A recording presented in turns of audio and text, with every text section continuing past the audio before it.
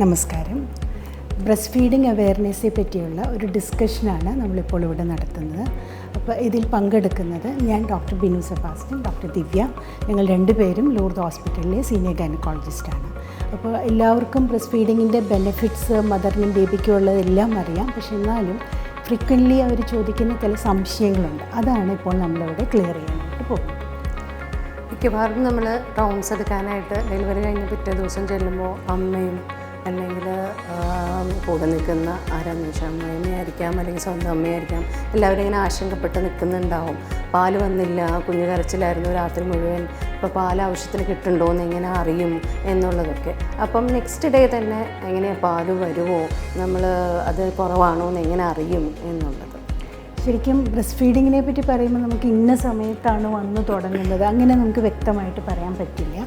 പക്ഷേ ആദ്യത്തെ 48 മണിക്കൂറിനകത്ത് നമുക്ക് കിട്ടുന്നത് ശരിക്കും കോൺസെൻട്രേറ്റഡ് കൊളോസ്ട്രമാണ്. അതായത് നല്ല തിക്കായിട്ട് ഒരു ലൈറ്റ് യെല്ലോ കളറിലുള്ള കൊളോസ്ട്രം. അപ്പോൾ അത് കാണുമ്പോഴും ചിലർ പറയും അയ്യോ പാല് വന്ന് തുടങ്ങിയിട്ടില്ല. പക്ഷെ അങ്ങനെയല്ല. അത് ശരിക്കും നല്ല ന്യൂട്രിയൻ റിച്ച് ആയിട്ടുള്ള ആൻറ്റിബോഡി റിച്ച് ആയിട്ടുള്ള മിൽക്കിൻ്റെ തന്നെ ഭാഗമാണ്. അത് കൊടുത്താലാണ് കുഞ്ഞിനെ യൂഷ്വലി രോഗപ്രതിരോധ ശേഷിയും അതുപോലെ ബ്ലഡ് ഷുഗർ ലെവൽ മെയിൻറ്റെയിൻ ചെയ്യാനും എല്ലാം അത് വളരെ നല്ലതാണ്. 3rd ഡേ തൊട്ടാണ് ശരിക്കും അമ്മമാർക്കൊക്കെ കാണുമ്പോൾ ഇത് പാല് തന്നെയാണെന്ന് തൃപ്തി വരുന്ന രീതിയിലുള്ള ബ്രസ്റ്റ് മിൽക്ക് വന്നു തുടങ്ങുക. അപ്പോൾ തൊട്ട് പിന്നെ ഒരു 2 മണിക്കൂർ കൂടുമ്പോൾ കുഞ്ഞിനെ ഫീഡ് ചെയ്ത് തുടങ്ങുന്നതാണ്. അപ്പം എല്ലാവരും ചിലപ്പോൾ കുഞ്ഞ് ഉറങ്ങിപ്പോയി അതുകൊണ്ട് ഞങ്ങൾ ഫീഡ് ചെയ്തില്ല, അങ്ങനെ ഒരു ഇതിലേക്ക് ഒരിക്കലും വരരുത്. ഞാൻ നേരത്തെ പറഞ്ഞ പോലെ ബ്ലഡ് ഷുഗർ കുറഞ്ഞു പോയാൽ പിന്നെ കുഞ്ഞിന് സീഷറായി അതിൻ്റെ പ്രോബ്ലംസ് വേറെ ഫേസ് ചെയ്യേണ്ടി വരും. അപ്പോൾ ഒരു 2 മണിക്കൂർ ഇടവിട്ടെങ്കിലും കുഞ്ഞിന് ഫീഡ് ചെയ്യുക തന്നെ വേണം. അപ്പോൾ പിന്നെയുള്ളവരുടെ സംശയം പാല് കിട്ടുന്നുണ്ടോ എന്നുള്ള ഒരു ഇതാണ്. അപ്പോൾ നമുക്കറിയാം കുഞ്ഞിനെ നമ്മൾ ഫീഡ് ചെയ്യുന്ന സമയത്ത് തന്നെ കുഞ്ഞ് സക്ക് ചെയ്യുന്ന സൗണ്ട് നമുക്ക് കേൾക്കാൻ പറ്റുക, അതുപോലെ സ്വോളോ ചെയ്യുന്നത് നമുക്ക് കാണാൻ പറ്റും.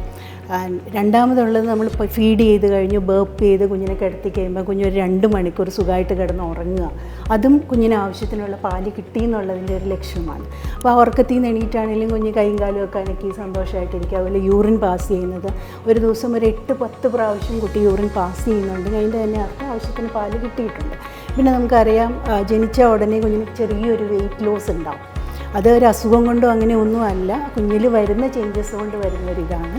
അപ്പോൾ ഒരു 2 വീക്സൊക്കെ ആകുമ്പോഴത്തേക്കും കുഞ്ഞ് ആ പഴയ ജനിച്ച സമയത്തെ വെയിറ്റ് കുഞ്ഞ് ഗെയിൻ ചെയ്യുവാണെങ്കിൽ അതിൻ്റെ അർത്ഥം കുഞ്ഞിന് ആവശ്യത്തിനുള്ള പാല് കിട്ടിയിട്ടുണ്ടെന്നുള്ളതാണ്. അപ്പോൾ നമ്മളിങ്ങനെ എല്ലാം നോക്കി കുഞ്ഞിനെ ശുശ്രൂഷിച്ച് വരുമ്പോഴും നമുക്ക് കാണാൻ ചില കുട്ടികൾ വെയിറ്റ് കൂടുന്നില്ല, അല്ലെങ്കിൽ എപ്പോഴും കരച്ചിലാണ്, എന്താ പ്രശ്നം എന്ന് അറിയുന്നില്ല. അപ്പം അങ്ങനെ വരുമ്പം ആവശ്യത്തിന് അമ്മയ്ക്ക് പാലുണ്ടോ എന്നാണ് പിന്നെ നമ്മൾ അറിയേണ്ടത്. അപ്പോൾ അങ്ങനെ പാല് കുറവായിട്ട് കണ്ടാൽ പിന്നെ നമ്മൾ എന്താണ് നമുക്ക് ചെയ്യാൻ പറ്റുക? കുഞ്ഞിനിപ്പോൾ ഈ പറഞ്ഞ പോലെ പാല് കിട്ടുന്നില്ല എന്ന് തോന്നുകയാണെന്നുണ്ടെങ്കിൽ അതിൻ്റെ കാരണങ്ങളുണ്ടാവും. എന്തെങ്കിലും ഇപ്പം ശരിയായിട്ടുള്ള ഫീഡിങ് ടെക്നീക്കല്ല, കുഞ്ഞിന് പാല് കുടിക്കാൻ പറ്റുന്നില്ല, സക്ക് ചെയ്യാൻ പറ്റുന്നില്ല, അങ്ങനെ വല്ല ബുദ്ധിമുട്ട് കാണിക്കുന്നുണ്ടോ, ലാച്ചിങ് പ്രോപ്പർ ആണോ, അമ്മ ഡീഹൈഡ്രേറ്റഡ് ആണോ, അല്ലെങ്കിൽ അമ്മ കഴിക്കുന്ന എന്തെങ്കിലും മെഡിസിൻസ് കുഞ്ഞിനെ പാല് വരാനായിട്ട് ബാധിക്കുന്ന രീതിയിലാണോ, അമ്മയ്ക്ക് ആവശ്യത്തിന് റെസ്റ്റ് കിട്ടുന്നുണ്ടോ, അങ്ങനെയുള്ള എല്ലാ കാര്യങ്ങളും, കുഞ്ഞും അമ്മയും ഒരുമിച്ചാണോ കിടക്കുന്നത്, അങ്ങനെയുള്ള കറക്റ്റ് ചെയ്യാൻ പറ്റുന്ന എന്തെങ്കിലും കാരണങ്ങളുണ്ടോ എന്നുള്ളത് നോക്കാം. അമ്മ നന്നായി വെള്ളം കുടിക്കണമെന്ന് പറയുക, ലാച്ചിങ് കറക്റ്റ് ആണോ നോക്കുക, മെഡിസിൻസ് എന്തെങ്കിലും എഫക്റ്റ് ചെയ്യുന്നുണ്ടെങ്കിൽ അതൊക്കെ ഒന്ന് മാറ്റുക, അങ്ങനെയുള്ള കാര്യങ്ങൾ നോക്കുക, ചെക്ക് ചെയ്യുക. എന്നിട്ടും ഈ ആവശ്യത്തിന് കുഞ്ഞിന് പാല് കിട്ടുന്നില്ല എന്നുള്ള ലക്ഷണങ്ങൾ കാണിക്കുകയാണെങ്കിൽ ഒരു പീഡിയാട്രിഷ്യൻ അസസ് ചെയ്ത് അവർക്കും അത് കൺഫേംഡ് ആണെന്നുണ്ടെങ്കിൽ അഡീഷണൽ ഫീഡിങ്ങോ സപ്ലിമെൻ്റൽ ഫീഡിങ് ആവശ്യമുണ്ടെങ്കിൽ സ്റ്റാർട്ട് ചെയ്യാവുന്നതാണ്. ഇനി പിന്നെയുള്ള സംശയം വരുന്നത് എത്ര നാൾ വരെ, ഇപ്പം 6 മാസം വരെ എന്തായാലും എക്സ്ക്ലൂസീവ് ബ്രസ്റ്റ് ഫീഡിങ് വേണം എന്ന് പറയുന്നു. പക്ഷേ ഇത് എത്ര നാളത് കഴിഞ്ഞിട്ടും തുടരണം? 2 വയസ്സ് വരെയാണോ, 3 വയസ്സ് വരെയാണോ, അതോ 6 മാസം കഴിയുമ്പോൾ നിർത്താവോ? അങ്ങനെയുള്ള സംശയങ്ങളും ചിലർ ചോദിക്കാറുണ്ട്. അത് ശരിക്കും നമുക്ക് 6 മാസം വരെ എന്നുള്ളത് കുഞ്ഞിന് ഫീഡിങ് കൊടുത്താൽ മാത്രമേ കുഞ്ഞിന് അതിൽ നിന്നുള്ള ബെനിഫിറ്റ് കിട്ടുള്ളൂ. നമുക്ക് WHO ഇതനുസരിച്ചും 6 months exclusive breast feeding എന്തായാലും വേണം. കുഞ്ഞിനും അമ്മയ്ക്കും അതിൽ നിന്ന് ഒരുപാട് ബെനിഫിറ്റ്സ് കിട്ടുന്നുണ്ട്. അത് കഴിഞ്ഞ് എത്ര വരെ കണ്ടിന്യൂ ചെയ്യണം എന്നുള്ളത് ഓരോരുത്തരുടെ ജീവിതാവസ്ഥ അനുസരിച്ചുള്ളൊരു ഡിസിഷനാണ്. ശരിക്കും 1 വർഷം 1.5 വർഷം വരെ ആകാം, 2 വർഷം വരെ കണ്ടിന്യൂ ചെയ്യാം, അതിലൊന്നും ഒരു പ്രോബ്ലം ആയിട്ടില്ല. പക്ഷേ ഇപ്പം കൂടുതലും അങ്ങനത്തെ ഒരു പ്രോബ്ലംസ് കാണുന്ന വർക്കിംഗ് വിമനിലാണ്. അപ്പോൾ അവർ ജോലിക്ക് പോകുന്നു, അല്ലെങ്കിൽ നമുക്ക് ഫീഡ് എടുത്ത് വെക്കാനുള്ള സൗകര്യങ്ങളില്ല, അല്ലെങ്കിൽ അമ്മ കുറച്ച് ദൂരെ ഹോസ്റ്റലിൽ പോയി നിൽക്കുന്നവർ, ഇതൊക്കെയാണ്. അങ്ങനെയൊക്കെ ആണെങ്കിൽ കുഞ്ഞിനെ വേറെ ഫീഡിങ്ങിലേക്ക് പോകേണ്ടതായിട്ട് വരും. പക്ഷേ നമുക്കറിയാം ചില അവസ്ഥയിൽ നമ്മൾ ഇതുപോലെ എല്ലാം ട്രൈ ചെയ്ത് വന്നാലും ചില അവസ്ഥയിൽ അമ്മയുടെ പാല് കുഞ്ഞിന് കൊടുക്കരുതെന്നുള്ളൊരു അവസ്ഥയായിട്ട് വരും. അമ്മയ്ക്കിപ്പോൾ എന്തെങ്കിലും ഇൻഫെക്ഷൻ ആയിട്ട് വരുന്നു. അപ്പം അങ്ങനെയുണ്ടെങ്കിൽ പിന്നെ നമ്മൾ എന്താണ് നമുക്ക് പിന്നെ ചെയ്യാൻ പറ്റുക? അപ്പോൾ അമ്മയ്ക്ക് ഇപ്പോൾ എന്തെങ്കിലും അസുഖങ്ങൾ വരിക, അപ്പോൾ ഒരു കൺസേൺ വരും, ബ്രസ്റ്റ് ഫീഡ് ചെയ്യാമോ, അമ്മ ബ്രസ്റ്റ് ഫീഡ് ചെയ്യുന്നത് കുഞ്ഞിന് എന്തെങ്കിലും പ്രശ്നം വരുമോ എന്ന്. രണ്ട് സാഹചര്യങ്ങളാണ് അതിനകത്ത് വരാവുന്നത്. അമ്മയ്ക്ക് എന്തെങ്കിലും കമ്മ്യൂണിക്കബിൾ ഡിസീസസ്, അതായത് കുഞ്ഞിലേക്ക് പകരാവുന്ന എന്തെങ്കിലും അസുഖങ്ങൾ, ഇപ്പോൾ ഫ്ലൂ പോലെയുള്ള ഒരു അസുഖമാണ്, കോവിഡ് വരുന്ന സമയത്തൊക്കെ ഒരു കൺസേൺ ആയിരുന്നു അമ്മ ഫീഡ് ചെയ്താൽ കുഞ്ഞിന് പ്രശ്നം വരുമോ. ഇത് മുലപ്പാലിലൂടെയല്ല കുഞ്ഞിലേക്ക് പോകുന്നത്.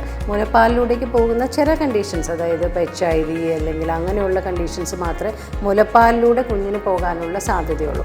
എന്നാൽ പോലും ഇപ്പോൾ കുഞ്ഞിൻ്റെ ഏറ്റവും ബെസ്റ്റ് ആഹാരമാണ് മുലപ്പാൽ എന്നുള്ളത് കാരണം നമ്മുടെ നാട്ടിൽ മറ്റ് ഫോർമുല ഫീഡ്സ് കാര്യങ്ങളൊക്കെ കുഞ്ഞിന് ദോഷം ചെയ്യാനുള്ള സാധ്യത മാത്രമല്ല, കുഞ്ഞിന് അത് അഫോർഡ് ചെയ്യാൻ പറ്റുന്ന രീതിയിലുള്ള ഒരു ഫാമിലി ആയിരിക്കണം എന്നില്ല എപ്പോഴും. അതുകൊണ്ട് ബെസ്റ്റ് സമീകൃത ആഹാരം എന്നുള്ള രീതിയിൽ കുഞ്ഞിന് മുലപ്പാൽ കൊടുക്കുന്നത് തന്നെയാണ് എപ്പോഴും നല്ലത്. പിന്നെ അസുഖങ്ങൾ വരുമ്പോൾ അത് കുഞ്ഞിലേക്ക് പകരാതിരിക്കാനുള്ള പ്രിക്കോഷൻസ്, അതായത് ഇപ്പോൾ കോവിഡാണ് അല്ലെങ്കിൽ ഫ്ലൂ ആണെന്നുണ്ടെങ്കിൽ മാസ്ക് ഉപയോഗിച്ച് ഫീഡ് ചെയ്യുക, കുഞ്ഞിനെ കയ്യിലെടുക്കുന്നതിന് മുന്നേ സാനിറ്റൈസർ വെച്ച് കൈ ക്ലീൻ ആക്കുക, കുഞ്ഞും അമ്മയും ഒരു റൂമിൽ സ്പെൻഡ് ചെയ്യുന്ന സമയം കുറയ്ക്കുക, ഇങ്ങനെയുള്ള കാര്യങ്ങളൊന്ന് ശ്രദ്ധിക്കാനായിട്ട് പറയും. പിന്നെ രണ്ടാമത്തെ കൺസേൺ വരുന്നത്, ഇപ്പോൾ അമ്മയ്ക്ക് എന്തെങ്കിലും അസുഖങ്ങൾ വന്ന് മെഡിസിൻസ് കൊടുക്കേണ്ടി വരുമ്പോൾ അത് ബ്രസ്റ്റ് ഫീഡിങ്ങിലൂടെ കുഞ്ഞിന് ചെല്ലുമോ എന്നുള്ള കൺസേൺ. അപ്പോൾ മിക്കവാറും ബ്രസ്റ്റ് ഫീഡിങ് മദേഴ്സിന് നമ്മൾ മരുന്ന് കൊടുക്കുമ്പോൾ സേഫായിട്ടുള്ള മെഡിസിൻസ്, അതായത് പ്രശ്നമുണ്ട് കുഞ്ഞിന് ഫീഡ് ചെയ്താലും കുഞ്ഞിന് ചെന്നാലും അല്ലെങ്കിൽ കുഞ്ഞിലേക്ക് ചെല്ലുന്ന അളവ് വളരെ കുറഞ്ഞ രീതിയിലോ ചെന്നാൽ പ്രശ്നമുണ്ടാക്കാത്ത മെഡിസിൻസാണ് മിക്കവാറും സജസ്റ്റ് ചെയ്യുക. ഇനി അങ്ങനെ ഒരു കണ്ടീഷൻ വന്നു, നമുക്ക് ഈ മെഡിസിൻ സേഫ് അല്ല എന്നൊരു കണ്ടീഷൻ വരുമ്പോൾ ചിലപ്പോൾ നമുക്ക് ബ്രസ്റ്റ് ഫീഡിങ്ങിൻ്റെ ടൈം ഒന്ന് മാറ്റേണ്ടി വരും. അതായത് ഗുളിക കഴിച്ച് കഴിഞ്ഞ് ഉടനെ ഫീഡിങ് വരാത്ത രീതിയിൽ അതിന് മുന്നേ പാൽ എക്സ്പ്രസ് ചെയ്ത് വെച്ചിട്ട് ഗുളിക കഴിക്കുക, അങ്ങനെയുള്ള രീതിയിലോ. ഇനി തീർത്തും കൊടുക്കാൻ പറ്റാത്തൊരവസ്ഥയാണെന്നുണ്ടെങ്കിൽ കുറച്ച് ദിവസത്തേക്ക് നേരത്തെ എക്സ്പ്രസ് ചെയ്ത് വെക്കാൻ പറ്റുന്നൊരവസ്ഥയാണെങ്കിൽ അങ്ങനെ കൊടുക്കാം, അല്ലെങ്കിൽ സപ്ലിമെൻ്ററി ഫീഡിലേക്കോ പോകേണ്ടി വരാം. പല മരുന്നുകളും കഴിച്ചിട്ടും അത് പാല് തികയുന്നില്ല എന്ന് തോന്നുകയാണെങ്കിൽ നമുക്കിപ്പോൾ ബ്രസ്റ്റ് ബാങ്ക്സ് അവൈലബിൾ ആണ്. ഇപ്പം റീസെൻ്റായിട്ട് പേപ്പറിൽ ബ്രസ്റ്റ് മിൽക്ക് ഡൊണേറ്റ് ചെയ്ത ഒരു ലേഡിയെ പറ്റിയുള്ള വാർത്തകളൊക്കെ ഉണ്ടായി. അപ്പം അങ്ങനെ വേറൊരാളുടെ പാല് സ്വീകരിക്കുന്നത് എങ്ങനെയാണ്, സേഫാണോ? തീർച്ചയായും വേറൊരാളുടെ പാല്, ബിക്കോസ് നമ്മൾ ബ്രസ്റ്റ് മിൽക്ക് ബാങ്കിൽ സൂക്ഷിക്കുന്നത് അതുപോലെ പ്രിക്കോഷൻസ് എടുത്തിട്ടാണ് അവർക്ക് സേവ് ചെയ്യുന്നത്. അപ്പോൾ അവിടെ വരുന്ന ഡോണർ എല്ലാ പേഷ്യൻസിൻ്റെ എടുത്തുകൊള്ളണമെന്നില്ല. അവർ സ്ക്രീൻ ചെയ്ത് അവരതിന് ശരിക്കും അഡിക്വേറ്റ് ഉള്ള ആളുകളാണോ എന്ന് നോക്കി അവിടുന്ന് ബ്രസ്റ്റ് മിൽക്ക് എടുത്ത് പിന്നെ അത് പ്രോസസ്സ് ചെയ്ത് പാസ്ചറൈസ് ചെയ്താണ് അവർ സൂക്ഷിച്ചു വയ്ക്കുന്നത്. അപ്പോൾ അതെന്തായാലും സേഫ്റ്റി ഉണ്ടോ എന്നുള്ളതൊരു ക്വസ്റ്റ്യനായിട്ട് തന്നെ എടുക്കേണ്ടതില്ല. 100% അത് സേഫായിട്ടുള്ളത് തന്നെയാണ്. നമുക്കറിയാം യൂഷ്വലി അത് ആവശ്യം വരുന്ന മിക്കവാറും പ്രീ ടേം ബേബീസിനാണ്. അപ്പോൾ ചിലപ്പോൾ അമ്മയ്ക്ക് അവർക്ക് ആവശ്യമുള്ള അഡിക്വേറ്റ് പാൽ ഉണ്ടാവില്ല. പിന്നെ തന്നെയില്ല, കുട്ടി ICUയിൽ കിടക്കുന്ന അമ്മ ചിലപ്പോൾ കുറച്ച് ദൂരെയായിരിക്കും. അപ്പോൾ ആവശ്യത്തിന് അവർ ട്രാവൽ ചെയ്ത് വന്ന് കൊടുക്കുന്നതും ഒരു പ്രീ ടേം ബേബിക്ക് ചിലപ്പോൾ ഇൻഫെക്ഷൻ കൂട്ടാൻ സാധ്യതയുണ്ട്. അങ്ങനെയുള്ള അവസ്ഥയിൽ നമുക്ക് ബാങ്കിൽ നിന്നുള്ള പാല് കൊടുക്കാവുന്നതാണ്. അത് സേഫ് ആണോ എന്ന് ഒരിക്കലും നമ്മൾ ടെൻഷൻ ആവേണ്ട കാര്യമില്ല. പിന്നെ അത് ആവശ്യമായിട്ട് വരുന്ന വർക്കിംഗ് മദേഴ്സ്, ദാറ്റ് ഈസ് വീട്ടിൽ വന്നു പോകുന്ന ജോലി ചെയ്യുന്നവരല്ല, കുറച്ച് ദൂരെ ജോലിയുള്ളൊരു കുട്ടീനെ വീട്ടിലാക്കി പോകേണ്ടി വരിക, അങ്ങനെയൊക്കെ ഉള്ളവർക്ക് തീർച്ചയായിട്ടും ഇത് വളരെ ഉപകാരപ്രദമായിട്ടുള്ള കാര്യമാണ്. ദാറ്റ് ഈസ് ഇത് ബ്രസ്റ്റ് ഫീഡിങ് പ്രൊമോട്ട് ചെയ്ത് കുഞ്ഞിന് നല്ല ആരോഗ്യം കിട്ടാനായിട്ടുള്ള നമ്മളുടെ ഉദ്യമങ്ങളിലൊന്നായിട്ട് തന്നെ ഇതെടുക്കാം, 100% സേഫായിട്ട്. പിന്നെ തന്നെയില്ല, അത് കൂടാതെ തന്നെ നമ്മൾ കുഞ്ഞിനെ ഫീഡ് ചെയ്യുമ്പോൾ നമ്മൾ എന്തൊക്കെ ശ്രദ്ധിക്കണം അതും അമ്മമാർ അറിഞ്ഞിരിക്കേണ്ടതാണ്. അമ്മ ജോലിക്ക് പോകുമ്പോൾ ശരിക്കും ദൂരെ താമസിക്കുന്നവർ ഞാൻ നേരത്തെ പറഞ്ഞ പോലെ ബാങ്കിൽ നിന്നുള്ളത് കൊടുക്കാം. പക്ഷേ ജോലിക്ക് പോയി വരുന്നവർ അങ്ങനെയുള്ളവരൊക്കെ എന്താണ് ചെയ്യേണ്ടത് കുഞ്ഞിനെ സേഫായിട്ട് കൊണ്ടുപോകാൻ, അതിലെന്ത് നമുക്ക് ചെയ്യാൻ പറ്റും? ഇപ്പം നമുക്ക് ബ്രസ്റ്റ് ഫീഡിങ് ചെയ്യുമ്പോൾ ഇപ്പോൾ പറഞ്ഞാൽ 6 മാസം പലർക്കും മെറ്റേണിറ്റി ലീവൊക്കെ കിട്ടും. അപ്പോൾ അത് കഴിയുമ്പോൾ ജോലിക്ക് പോകാം എന്നുള്ള ഒരു സ്റ്റാറ്റസ് ആകുമ്പോഴേക്കും ചിലപ്പോൾ നേരത്തെ തന്നെ ജോലിക്ക് പോകേണ്ടവരുണ്ട്. അപ്പോൾ അതുകൊണ്ട് ബ്രസ്റ്റ് ഫീഡിങ് സ്റ്റോപ്പ് ചെയ്ത് പോകേണ്ട ഒരു അവസ്ഥ ഉണ്ടാവരുത് എന്നുള്ളതാണ്. അപ്പോൾ അതിലേറ്റവും കൂടുതൽ സപ്പോർട്ട് നമ്മുടെ ഫാമിലി മെമ്പേഴ്സിൻ്റെയും നമ്മുടെ വർക്ക് പ്ലേസിലുള്ള ഒരു എൻവയൺമെൻറ്റും വളരെ ഇമ്പോർട്ടൻ്റ് ആണ്. കാരണം അവരും മനസ്സിലാക്കണം നമുക്ക് കണ്ടിന്യൂസ് ആയി ജോലി ചെയ്യാൻ പറ്റില്ല, ഇടയ്ക്ക് നമുക്ക് പാൽ എക്സ്പ്രസ് ചെയ്ത് വെക്കേണ്ടി വരും, അല്ലെങ്കിൽ അത് സ്റ്റെറിലൈസ് ചെയ്യാനോ അത് സൂക്ഷിക്കാനുള്ള ഒരു സെറ്റപ്പൊക്കെ അവരും കൂടെ നമ്മളൊന്ന് ഹെൽപ്പ് ചെയ്താലേ നമുക്കത് കണ്ടിന്യൂ ചെയ്ത് പോകാൻ സാധിക്കുകയുള്ളൂ.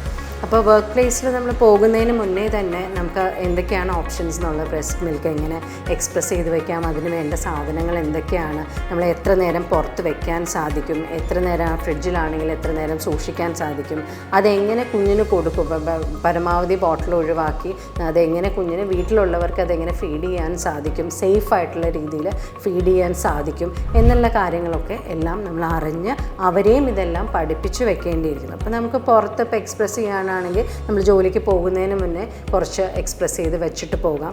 ജോലിക്ക് പോകുമ്പോൾ ഒരു 2-3 മണിക്കൂർ കൂടുമ്പോൾ എക്സ്പ്രസ് ചെയ്ത് അത് സൂക്ഷിച്ച് വെക്കാം. അടുത്ത ദിവസത്തേക്ക് അത് കുഞ്ഞിനെ യൂസ് ചെയ്യാം. ഇപ്പോൾ വീട്ടിൽ ചെല്ലുമ്പോൾ ഡയറക്റ്റ്ലി ഫീഡ് ചെയ്യാം. പകൽ എക്സ്പ്രസ് ചെയ്യുന്നതെല്ലാം അടുത്ത ദിവസത്തേക്ക് കുഞ്ഞിന് അതിപ്പോൾ ഫ്രിഡ്ജിൽ സൂക്ഷിക്കുകയാണെങ്കിൽ ഏകദേശം ഒരു 6 hours വരെ സൂക്ഷിക്കാൻ സാധിക്കും. ഫ്രീസറിലാണെങ്കിൽ ഒരു 6 മാസം വരെ നമുക്ക് സൂക്ഷിക്കാൻ സാധിക്കും. അപ്പോൾ അത് കണ്ടിന്യൂസ് ആയിട്ട് യൂസ് ചെയ്ത് നമുക്ക് കുഞ്ഞിൻ്റെ ബ്രസ്റ്റ് ഫീഡിങ്, അതായത് വേറെ ഓൾട്ടർനേറ്റ് ഫീഡിലേക്ക് പോകാതെ ബ്രസ്റ്റ് ഫീഡ് മാത്രമായിട്ട് തന്നെ മെയിൻറ്റെയിൻ ചെയ്യാനും സാധിക്കും. പക്ഷേ ഈ പറഞ്ഞ പോലെ തന്നെ നമുക്ക് കുറച്ച് എഫേർട്ട് ഉണ്ട്, അതിലെല്ലാവരുടെയും ഹെൽപ്പ് ആവശ്യമാണ്. പലപ്പോഴും നമ്മൾ ഫീഡ് ചെയ്യാനിരിക്കുമ്പോൾ അല്ലെങ്കിൽ ഫീഡിങ്ങിലുള്ള സെറ്റപ്പ് എന്ന് പറയുമ്പോൾ പലരും ചോദിക്കും കിടന്ന് ഫീഡ് ചെയ്യാവോ, കാരണം ഡെലിവറിയൊക്കെ കഴിഞ്ഞ് പ്രത്യേകിച്ച് സിസേറിയനൊക്കെ ആകുമ്പോൾ എണീക്കാനൊക്കെ ആയിട്ടൊരു വേദന കാര്യങ്ങളൊക്കെ ഉണ്ടാകും.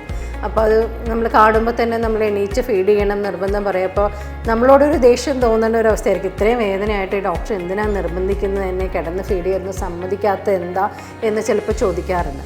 അപ്പോൾ അതിനുള്ളൊരു ഇത് പറഞ്ഞു കഴിഞ്ഞാൽ ബേബി എന്ന് പറയുന്നത് ബേബിക്ക് സ്വോളോയിങ് ഒന്നും അത്ര നമ്മുടെ അഡൽട്ട്സിനെ പോലെ അത്ര ഇഫക്റ്റീവായിട്ടുള്ള സ്വോളോയിങ് ആയിരിക്കില്ല. പലപ്പോഴും ചിലപ്പോൾ സ്വോളോ ചെയ്യുന്നത് ചിലപ്പോൾ തരിപ്പിക്കാനുള്ള സാധ്യത കൂടും. അതൊന്നും നോർമലി അത് അഡൽട്ട്സ് ഇപ്പോൾ ചുമച്ച് പുറത്ത് കളയുന്ന പോലെയൊന്നും അത് എഫക്റ്റീവ്ലി കളഞ്ഞുകൊള്ളണം എന്നില്ല.